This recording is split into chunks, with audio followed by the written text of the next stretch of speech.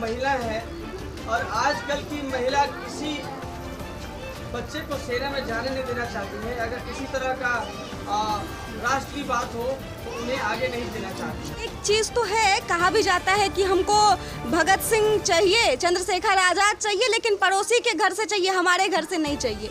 तो ये वाला ट्रेंड है, लेकिन ऐसा नहीं है। बहुत सी महिलाएं ऐसी भी हैं जो कि अपने बच्चे को, होता क्या है ना कि माँ का जो अपने बच्चे के प्रति एक लगाव होता है, तो जो फौज में जाने के बाद क्या होता है कि उसकी लाइफ की सिक्योरिटी नहीं होती है ना, कि आप कब कहाँ पे आप क्या कहते हैं आप वापस आएंगे कि नहीं आएंगे, इस बात को कोई कह नहीं सकता है।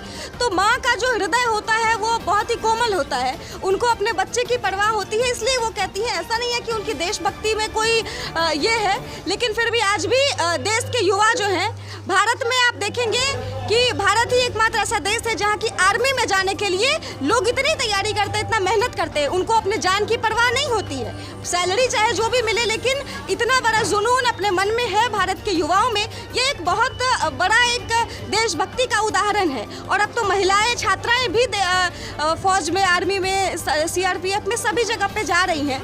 और जब हम महिलाओं की बात करते हैं, छात्राओं की बात करते हैं, तो अभी बहुत बड़ी एक समस्या चल रही है समाज में कि हम लोग जो वुमेन एम्पावरमेंट की बात करते हैं, महिला सशक्तिकरण की बात करते हैं, तो सबसे पहले तो हम लोगों को ये बताया गया कि आप लोगों को अपना क्या कहते हैं ना कि आपको बराबरी करना है।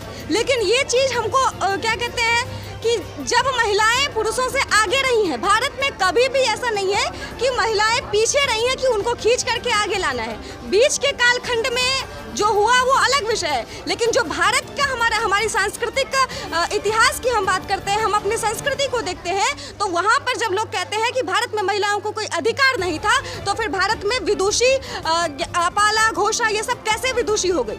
भारत की महिलाओं को डिबेट करने का अधिकार था, भारत की सीता माता को स्वयं से निर्णय लेने का अधिकार था। भारत में महिलाओं को सदैव ही पुरुषों से ऊपर रखा गया है, लेकिन हमें यह बताया गया कि नहीं, तुमको बराबरी चाहिए। ये जो शब्द है ये आपको वेस्ट से आया हुआ है। वहाँ महिलाओं को वोट देने का अधिकार नहीं था। वहाँ कहा जाता था कि महिलाएं जो है रीढ़ के पुरुष की पसली से निकली हुई हैं। ये विचार हमारे भारत का नहीं है, ये वेस्ट का विचार है, ये उनका विचार है। वहाँ की महिलाओं को राइट्स नहीं थे, तो फिर उन्होंने संघर्ष करना प्रारंभ किया और फिर उन्होंने इसी चीज को, उसी बात को जो है हमारे ऊपर लादने का प्रयास किया कि भारत की महिलाओं को ये बताया कि वुमेन एम्पावरमेंट का मतलब ये है कि आपको पुरुषों की बराबरी करनी है। अरे भाई, हमको क्यों बराबरी करनी है? हम ऑलरेडी आपसे श्रेष्ठ हैं। ऐसा नहीं है। महारानी लक्ष्मीबाई, आप देखेंगे कि कोई पुरुष एक बच्चे के साथ में जाकर के युद्ध नहीं कर सकता है, और लेकिन उन्होंने किया है। भारत की महिलाओं का जितना योगदान है, आप जब एक बार देखेंगे, भारत की महिलाएं कभी भी कहीं पे भी कमजोर नहीं रही हैं। भारत में जब हम बात करते हैं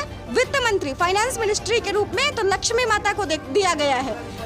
जब हम एजुकेशन मिनिस्ट्री की बात करते हैं तो सरस्वती माता के रूप में एक नारी ही उसको देखती है। रक्षा मंत्रालय की अगर हम बात कर लें तो शक्ति स्वरूपा के रूप में दुर्गा माता, वो भी एक नारी के रूप में देखती है। तो ये एक उदाहरण है कि भारत में महिलाओं को कितना सशक्त माना गया है।